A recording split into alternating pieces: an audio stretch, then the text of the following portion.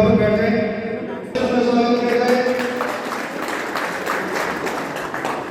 श्रीमान रवि शर्मा जी बुके देकर अपनी के साथ डॉक्टर साहब को सम्मानित करेंगे।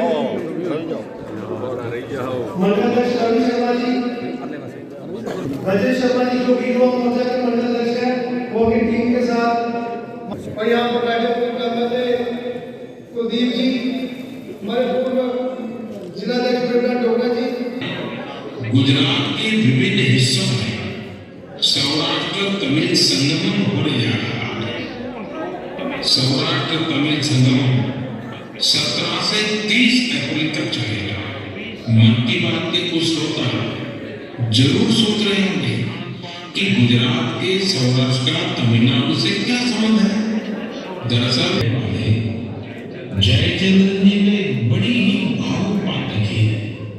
उन्होंने कहा कि 1000 साल के बाद पहली बार किसी ने सौराष्ट्र तमिल के रिश्तों के बारे में सोचा है। साथियों, पुणे और दीव उन्होंने जो कर दिखाया है, ऐसे प्रयास, और विशेषकर मुझे व्यक्तिगत तौर पर भी इस क्षेत्र के निर्वाचित सांसद होने के तौर पर आदरणीय प्रधानमंत्री जी ने मन की बात में लेवेंडर खेती का जो आज उल्लेख किया, रुमा मिशन का, उससे हमारा उत्साह कई गुना बढ़ गया। और प्रधानमंत्री जी ने ठीक कहा कि जब हमने ये अभियान प्रारंभ किया था भद्रवा में, तो बहुत से लोगों को इसकी जानकारी नहीं थी, और हमारे एक कार्यकर्ता परिवार का एक मक्की का खेत था, वो भी पूरी तरह से आश्वस्त नहीं थे कि उसका क्या अंजाम होगा, लेकिन उनका पास जो बच गया था और आधा हेक्टर ज़मीन, उसके ऊपर हमने ये प्रयोग किया। और जब वहाँ से आमदन आनी शुरू हुई तो उस परिवार ने कहा कि आप सारे के सारे खेत में इसी की उपज कीजिए। और आज स्थिति ये है कि लगभग 25,000 लोग इसमें जुड़ गए हैं। युवाओं के लिए एक नया आयाम, सरकारी नौकरी से कई गुना अधिक आमदन का एक साधन भी है। और साथ ही साथ आपके माध्यम से ये भी बताया जाए कि सरकार की ओर से हर प्रकार का इसमें सहयोग दिया जाता है, आर्थिक सहयोग, तकनीकी सहयोग, और इससे जो अलग अलग प्रोडक्ट बनते हैं, भले ही वो इत्र हो, परफ्यूम हो, उसको मार्केट तक पहुंचाने की भी व्यवस्था की गई है। इन्हीं किसानों की उपज और उसके प्रोडक्ट महाराष्ट्र की मार्केट तक पहुंचाए जा रहे हैं। और एग्री स्टार्टअप्स का जन्म और पर्पल रेवोल्यूशन का जन्म जम्मू कश्मीर के इस क्षेत्र से हुआ है।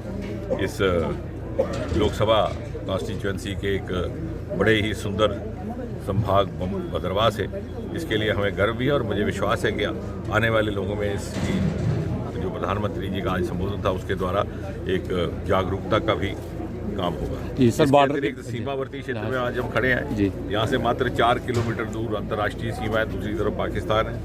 प्रधानमंत्री जी के होते पिछले 8-9 वर्षों में न केवल अनेकों नए काम हुए, बल्कि जो पिछली कोताहियाँ रह गई थी उसकी भरपाई हुई। उदाहरण के तौर पर एक बहुत बड़ा डिस्क्रिमिनेशन भेदभाव था, LOC पर 4% आरक्षण दिया जाता था, लेकिन यहाँ नहीं दिया जाता था, क्योंकि जो तत्कालीन नेता थे और तत्कालीन जो शासक थे, उन्हें लगता था कि यहाँ उनका वोट बैंक उस तरह का नहीं है, लेकिन उसकी भरपाई की गई। यहाँ पर भी उसी की तर्ज पर 4% आरक्षण दिया गया। इसके अतिरिक्त 42 करोड़ रुपया बॉर्डर के 0 लाइन तक सड़कें निर्माण करने के लिए केंद्र की ओर से निर्धारित किया गया, और उसकी लागत भी हो गई और काम भी शुरू हो गया। बंकर्स की हमारी एक मांग रहा करती थी पिछले 20 वर्षों में, अब फैमिली बंकर यहाँ पर निर्माणाधीन है और निर्माणित हो चुके हैं। बल्कि इसके अतिरिक्त जो भी थोड़ी बहुत सड़कों का काम बच गया वो भी निर्माणाधीन है। और आज ये स्थिति है कि बॉर्डर के में रहने वाले लोग अपने आप को सशक्त भी और आश्वस्त भी महसूस कर रहे हैं।